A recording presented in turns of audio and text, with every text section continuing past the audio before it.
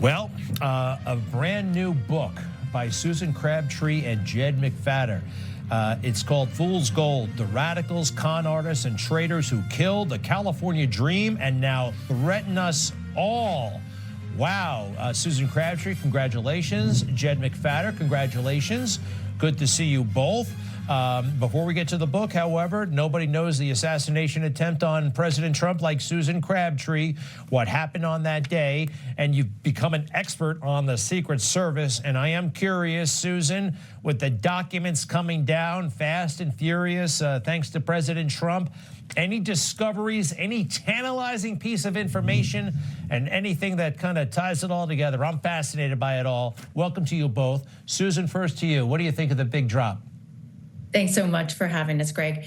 Well, I think I need to delve into this. There's tens of thousands of documents here.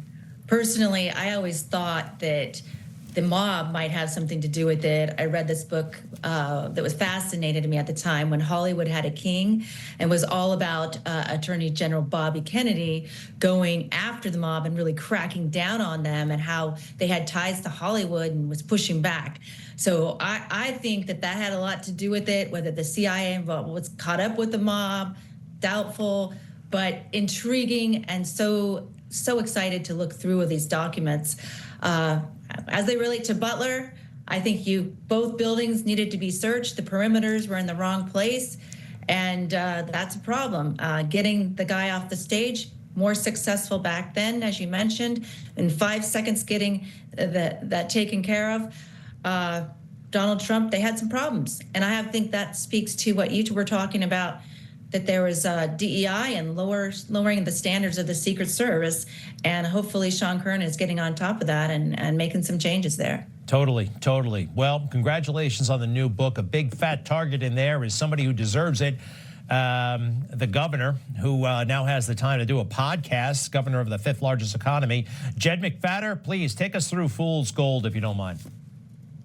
Thanks for having me, Greg. Yes, one of the things that we talk about in the book that made some news earlier this week is that when Gavin Newsom was lieutenant governor, he solicited behested payments from 2 of his private companies that were used to help pay for costs associated with a bronze bust of himself that was installed in San Francisco City Hall. Now, what we don't know is whether or not his private companies got a tax exemption, but that's just one example of what he's done. But we also focus a lot on I guess you could call it Gavin's cozy relationships with China. In particular, we look at this one nonprofit called ChinaSF that he created when he was mayor of San Francisco, and it was set up to recruit Chinese businesses and investment into the Bay Area, and they claim to have brought in over $5.5 billion. But in effect, this nonprofit it basically helps streamline a lot of Chinese criminals and CCP officials also into the U.S. And we go over a lot of examples in the book. Well, it sounds awesome. And by the way, it also sounds like it makes Gavin Newsom unelectable for the presidency, although Joe Biden was unelectable, had a lot of problems.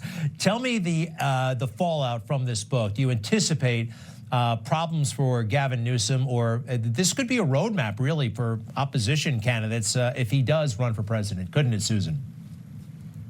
Well, absolutely. That's our goal, because it's supposed to serve as a big red sort of neon lights warning sign to the rest of the country. It's not just the failed policies that everybody knows about already. It's the corruption in California, the ties to the CCP, the coziness between the utility companies and Newsom's family, the extended family of the entire Democratic Party, the utilities responsible for causing these terrible wildfires, yet they give so much money. They just blanket the Democrats with money across California, and nobody's holding them to account.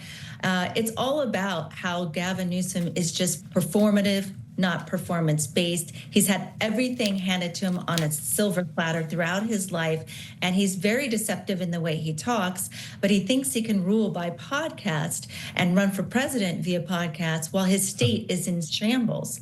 It's really something that we have so much detail in our investigations, whether it's his bogus baseball scholarship admission to Santa Clara University that says he saved him because he had a 960 SAT, or his money, his Getty oil money, even though he claims to be against climate change, he got his whole rise with his wine business through oil money, or his Willie Brown aided ascension in politics. None of this he earned, so he's not used to getting his state in order and before he aspires to the Oval Office. Check this out, the deceptive communication style. This is a prime example. Are you responsible? Does the buck stop with you? D06.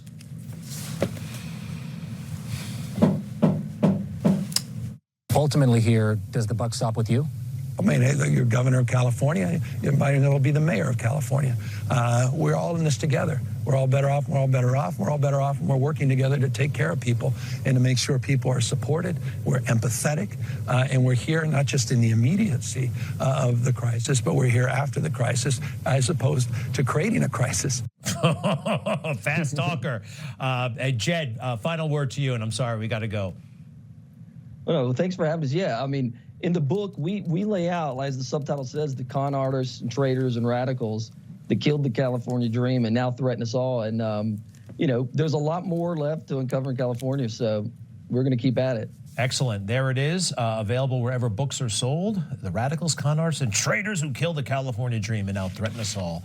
Gosh, I remember going there as a kid and thinking it was really a dream. And, too bad. They ruined it. Susan Crabtree, Jedd McFatter, great stuff. We'll be right back.